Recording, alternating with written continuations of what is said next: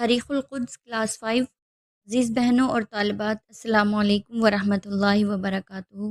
تاریخ کی اس شاہراہ پر ہم آگے بڑھتے ہیں۔ پچھلی کلاس میں ہم نے حضرت موسیٰ علیہ السلام کے دور کا جائزہ لیا۔ آج کی کلاس میں ہم حضرت موسیٰ علیہ السلام کی وفات کے بعد القدس کے حالات کو جانیں گے۔ حضرت موسیٰ علیہ السلام کے اس دنیا سے چلے جانے کے بعد حضرت یوشع بن نون علیہ السلام ان کے جانشین ہوئے۔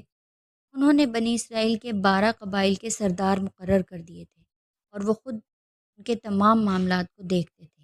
انہوں نے قوم کو جہاد کی ترغیب دی اور ارض مقدس واپس لیا۔ کچھ روایات میں آتا ہے کہ انہوں نے مسجد کی بھی تعمیر فرمائی، لیکن ان کے بعد پھر یہ قوم اپنی سرکشیوں اور بدعمالیوں میں لگ گئی اور ایک بار پھر یہ محکوم ہو گئے۔ اسی طرح تقریباً 4 صدیاں گزر گئیں اور تقریباً 1100 قبل مسیح میں یروشلم میں عبرانی قوم آباد ہوئی۔ اس کے بعد آتا ہے حضرت شموئیل علیہ السلام کا دور۔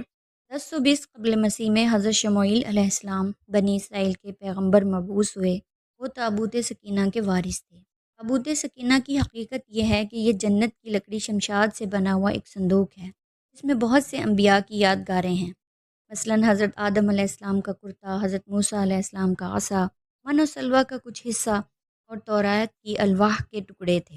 بنی اسرائیل اس کو اپنے ساتھ رکھتے تھے اور جنگ کے میدان میں فتح کے لیے اس کو آگے رکھتے تھے۔ قال اللہ تعالیٰ فی سورۃ البقرہ الم تر الی الملأ من بنی اسرائیل من بعد موسیٰ اذ قالوا لنبی لہم ابعث لنا ملکا۔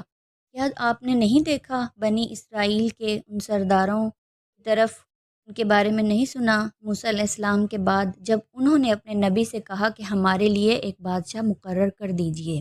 جی ہاں، قرآن پاک میں یہاں پر حضرت شموئیل علیہ السلام اور بنی اسرائیل کا ہی تذکرہ ہے۔ بنی اسرائیل ان لوگوں نے یہ محسوس کیا کہ ہمارے اوپر جو انویڈرز آتے ہیں اور ہم سے یروشلم کو اور تابوت سکینہ کو لے جاتے ہیں۔ اس دور میں بھی جالوت بادشاہ ان پر مسلط تھا اور وہ تابوت سکینہ کو لے گیا تھا، تو انہوں نے یہ سوچا کہ ہمیں بھی اپنی قوت کو مجتمع کرنا چاہیے، ہمارا بھی کوئی بادشاہ ہونا چاہیے۔ تو انہوں نے اپنے پیغمبر حضرت شموئیل علیہ السلام سے مطالبہ کیا کہ ہمارے اوپر کوئی بادشاہ مقرر کر دیجئے۔ آگے ارشاد باری تعالیٰ ہے قال لهم نبیہم ان اللہ قد بعث لکم طالوت ملکا۔ اس پیغمبر نے ان سے کہا، ان کے نبی نے ان سے کہا کہ بے شک اللہ تعالیٰ نے تمہارے اوپر طالوت کو بادشاہ مقرر کر دیا ہے۔ تو طالوت اور جالوت کا قصہ بڑے ہی تفصیل سے ان آیات میں بیان ہوا ہے۔ حضرت شموئیل علیہ السلام نے طالوت کو بادشاہ بنایا۔ اس پر بھی قوم نے بڑی حیل و حجت کی کہ اس کو کیوں بادشاہ بنایا گیا، یہ تو قوت میں بھی ہم سے کم ہے اور مال میں بھی ہم سے کم ہے۔ لیکن بہرحال اس وقت طالوت بادشاہ تھا اور اس کے زمانے میں جالوت سے جہاد کا حکم ہوا۔ تو اس وقت ان لوگوں نے جہاد کیا اور یروشلم کو فتح کیا۔ باقی واقعات کی تفصیل میں جانے کا موقع نہیں ہے۔ بنی اسرائیل نے کس طرح وہ جہاد کیا، سارے حالات قرآن پاک میں بیان کیے ہیں کہ اس میں بھی انہوں نے کافی نافرمانیاں وہ کرتے رہے۔ جس طرح اللہ تعالیٰ نے ان کو آزمایا تو وہ اس آزمائش میں بہت کم لوگ پورے اترے، لیکن اللہ تعالیٰ نے مومن لوگ تھے اور کم تھے، ان کے ایمان کی ہی لاج رکھی اور اس وقت بنی اسرائیل کو فتح ہوئی اور حضرت داؤد علیہ السلام نے جالوت کو قتل کیا اور حضرت داؤد علیہ السلام پھر طالوت کے بعد بادشاہ مقرر ہو گئے۔ حضرت داؤد علیہ السلام نے پہلے ہیبرون کو دارالحکومت بنایا، پھر یروشلم کو انہوں نے اپنا دارالحکومت بنا لیا اور انہوں نے اللہ کی عبادت کے لیے ایک عبادت خانہ بنانے کا حکم دیا۔ اللہ رب العزت نے حضرت داؤد علیہ السلام کو بہت وسیع سلطنت عطا فرمائی تھی۔ ایک دن وہ اپنے محل میں کھڑے باہر کا نظارہ فرما رہے تھے تو انہیں خیال آیا کہ عبادت کے لیے ابھی تک ایک خیمہ مقرر ہے اور ہمارے لیے ایک عالی شان محل ہے، کیوں نہ اللہ کی عبادت کے لیے بھی ایک عالی شان معبد بنایا جائے۔ لہٰذا انہوں نے ہیکل بنانے کا حکم صادر فرمایا۔ انہوں نے اس کام کا ذمہ اپنے بیٹے حضرت سلیمان علیہ السلام کو دے دیا۔ بہنوں، 965 قبل مسیح میں حضرت سلیمان علیہ السلام کی حکومت ہوئی اور انہوں نے اپنے والد کی خواہش کو پورا کرتے ہوئے 970 قبل مسیح میں ہیکل کی تعمیر مکمل فرمائی، اور اس کی تعمیر کا ذکر قرآن پاک میں بھی آیا ہے۔ تقریباً 930 قبل مسیح میں یہ تعمیر مکمل ہو چکی تھی۔ اس میں حضرت داؤد علیہ السلام اور حضرت سلیمان علیہ السلام کے محراب تھے۔ اس واقعے کو قرآن پاک میں بیان کیا گیا ہے جس میں حضرت ارشاد ہوتا ہے کہ حضرت سلیمان علیہ السلام کے حکم پر وہ جن کام کرتے رہے اور حضرت سلیمان علیہ السلام اپنے عصا سے ٹیک لگا کر کھڑے تھے۔ اس دوران ان کی وفات ہو گئی، لیکن وہ اسی طرح کھڑے رہے اور جنوں کو پتہ نہ چل سکا۔ جب تعمیر مکمل ہو گئی تو عصا کو دیمک نے کھا لیا، حضرت سلیمان علیہ السلام گر پڑے۔ تب جنوں کو ان کی وفات کا پتہ چلا۔ اس واقعے کو قرآن پاک نے بھی بیان کیا ہے۔ عزیز خواتین و طالبات، یہاں سے بنی اسرائیل کی اصل ذلت و مسکنت کا دور شروع ہوتا ہے۔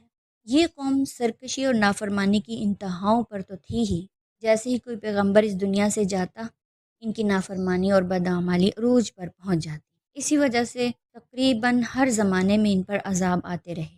حضرت سلیمان علیہ السلام کی وفات کے کچھ عرصے بعد ہی حاکم کی بے دینی اور بدعملی پر مصر کے ایک بادشاہ نے ان پر چڑھائی کر دی اور تباہی مچائی۔ اس کے تقریباً 400 سال بعد پھر ایک بار مصر کے بادشاہ نے ہی اس کو تخت و تاراج کیا۔ اس کے کئی سو سالوں بعد 586 یا 598 قبل مسیح میں ایک اور مصری یعنی بابل کا بادشاہ بخت نصر ایبوگیڈ نظر نے یروشلم پر حملہ کیا اور ہیکل سلیمانی کو مکمل طور پر تباہ کر دیا اور بنی اسرائیل کو غلام بنا کر مصر لے گیا، جہاں وہ تل ابیب نامی بستی میں تقریباً 200 یا 250 سال قید رہے، یعنی ان کی کئی نسلیں وہاں پر قید رہے۔ بخت نصر نے تابوت سکینہ کو بھی کہیں پھینک دیا، لیکن اللہ پاک نے اسے کہیں محفوظ دنیا کی نظروں سے اوجھل رکھا ہوا ہے۔ بنی اسرائیل ایسی بدبخت قوم تھی کہ انہوں نے انبیاء کو بھی شہید کیا، اسی وجہ سے ان پر یہ عذاب آتے رہے۔ انہوں نے حضرت عزیر علیہ السلام، حضرت یحییٰ علیہ السلام، حضرت زکریا علیہ السلام کو شہید کیا۔ 539 قبل مسیح میں ایران کے کسریٰ سائرس نے بابل پر حملہ کیا اور یروشلم کو فتح کیا۔ اب بنی اسرائیل کو ایک بار پھر عروج ملنا تھا۔ سائرس نے بنی اسرائیل کو تل ابیب سے آزاد کرا کر دوبارہ یروشلم میں آباد کیا۔ اس طرح یہ دوبارہ اپنے وطن آ گئے اور ہیکل کو دوبارہ تعمیر کرنا شروع کیا۔ اس طرح 537 قبل مسیح میں یہ دوبارہ تعمیر شروع ہو گئی، لیکن یہ تعمیر مکمل نہ ہو سکی۔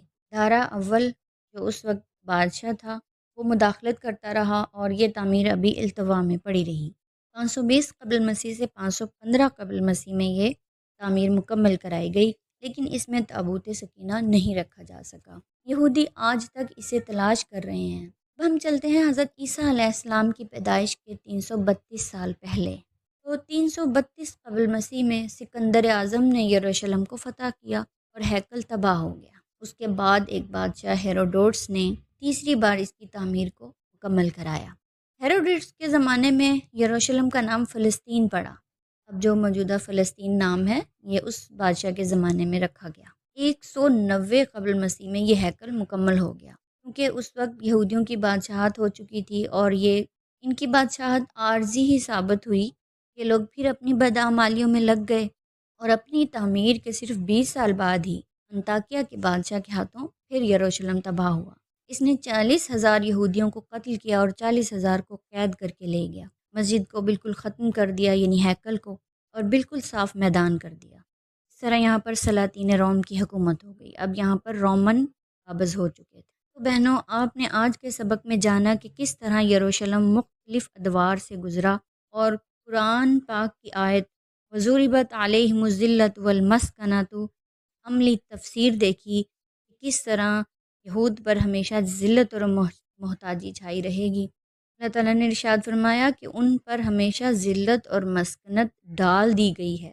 یہ کیوں ڈال دی گئی ہے؟ کہ وہ ہمیشہ اپنی بدعمالیوں میں، سرکشیوں میں لگ جاتے ہیں۔ انبیاء کرام کو نعوذ باللہ قتل تک کیا ان لوگوں نے، اور اللہ تعالیٰ کی بھیجی ہوئی کتابوں میں تحریف کرتے رہے۔ ہر بار ہر دور میں وہ ذلت اور مسکنت میں رہے، اور آگے آپ دیکھیں گے کہ کس طرح آج کے دور تک ان کے کیا حالات ہیں۔ اللہ رب العزت کے بلیول کو جلد ہی مکمل آزادی نصیب فرمائے۔ آج کے دور میں بھی یہود کی سازشوں کا شکار ہے۔ وآخر دعوانا ان الحمد للہ رب العالمین۔